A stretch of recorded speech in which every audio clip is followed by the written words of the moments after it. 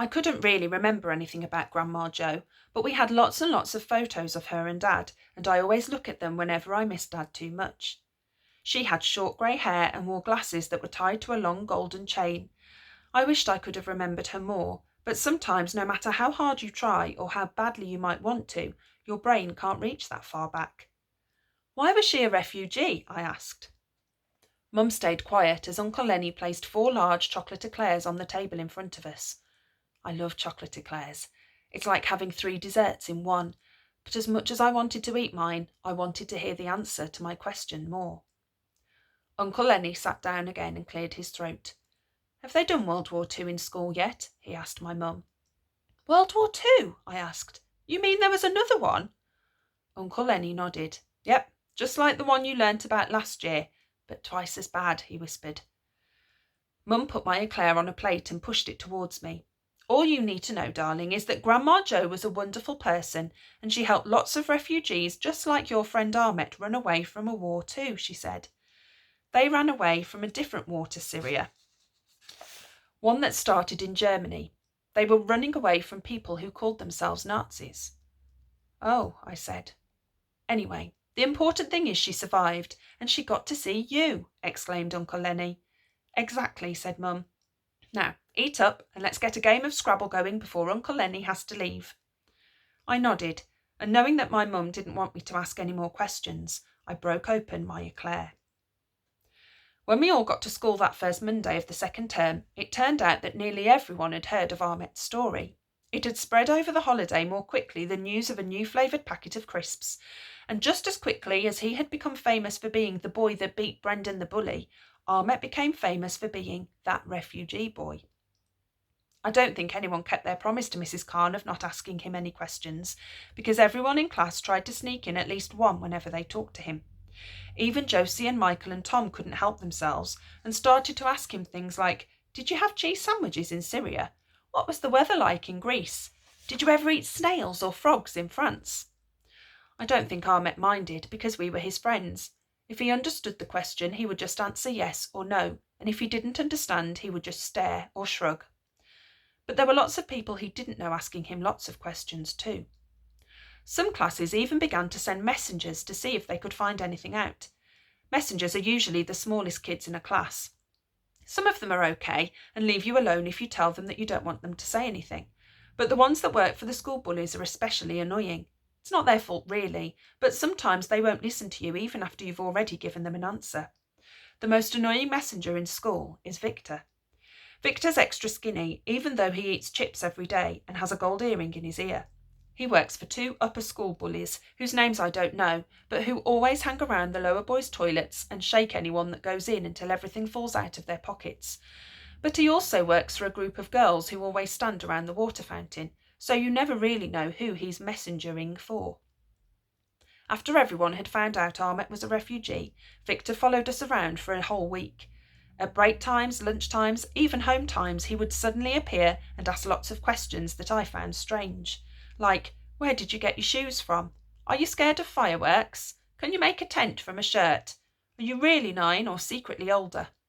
He got so annoying that even the break duty teachers began to notice and told him to leave Ahmet alone, except Mr. Ryans. He was the only teacher who didn't say anything. After he got told off by Mrs. Sanders and Miss Hemsey one break, Victor stayed away, but his questions stayed with us. Sometimes words hang around longer than people, even when you don't want them to. And whenever I was on my own, or just with Tom and Josie and Michael, Victor's questions would pop up into my head and make me wonder what they meant. The only thing even more annoying than the messengers was Brendan the bully, because instead of being nicer to Ahmet after seeing his pictures and hearing his story, Brendan the bully became even more horrible. He seemed to have forgotten that Ahmet could turn into a lion and punch him hundreds of times, because he began to whisper, "Oi, smelly refuge bag," whenever he saw him, and in class he would throw spitballs whenever Mrs. Khan or Miss Hemsey weren't looking. When we told Ahmet to tell Mrs. Khan or Miss Sanders about it, he shook his head and said, "I not scared. Lots of badder people in camps." When Ahmet said this, I thought he was very brave, so on Halloween I brought him one of my favourite Tintin books for him to look at. "You like this, see?" I said, showing him the book. I was dressed as a vampire and Ahmet was dressed as a green monster, although Tom said it was the Hulk. We were sitting in the playground on our own because Tom and Josie and Michael were still eating their lunch and taking too long. "Tintin!" he cried out when he saw the cover. "You know Tintin?" I asked, surprised. I hadn't thought about it before, but I guess Tintin really is famous everywhere. "Yes," said Ahmet. "I read all time. My dad, he read them to me." I nodded, remembering the voices my dad used to make when he read the comics too. "I have all of them," I said. "You can see them if you like." "I keep this?" asked Ahmet. "Oh," I said. I hadn't really meant to give him the book. I'd only wanted to show it to him, but I knew I could ask Mum to find me another old copy in the library, so I shrugged and said, "Sure." Ahmet gave me a big smile and started to flick through it. He stopped at a page and pointed to Captain Haddock's beard. "My dad, he had this," he said. I shook my head. My dad didn't have a beard, but my dad, he died.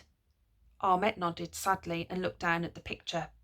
"I not know where my dad is." I looked over at Ahmet. "He's not here in London?" I asked. Ahmet shook his head. "My dad, he behind." I frowned. "Behind? Where?" "Maybe in France," Ahmet shrugged. "Oh," I said, feeling sad for him. I'd hate it if I didn't know where my dad was. I wanted to ask who the lady in the red scarf was and whether she could help find his dad, and where his mum and sister and cat were. But then Ahmet flicked to another page and held it up to me. He was pointing to a picture. Tintin and Captain Haddock and Snowy and a man with an eye patch were standing on a raft in the middle of the ocean. "I have sister," he said. "She there now?" "You mean here?" I asked, pointing to the raft. "No," said Ahmet. "Here," and he pointed to the ocean. And then I understood. "Your sister?" "Her name's Sira," said Ahmet. "Sira is in the sea?" Ahmet nodded. "Not with your cat?" "Cat in the mountains." "Oh," I said. I wanted to cry, but Ahmet wasn't crying, so I didn't think I should either. Instead, I stared at the picture he was pointing to, so that he couldn't see my eyes. We didn't say anything after that, because a few seconds later Michael and Josie came out and joined us. Tom was still inside because it was chocolate pudding day, and he always tries to get an extra piece after everyone else has left. I waited to see if Ahmet would show them the pictures and tell them about Sira and the sea and his mum, but he didn't, and when he looked at me and shook his head, I knew he wanted me to keep it a secret. I nodded back and made a silent promise to Ahmet that I wouldn't tell anyone, but I didn't know I would be forced to break my promise the very next day, because that was when I heard something, and it was a something so scary it changed everything.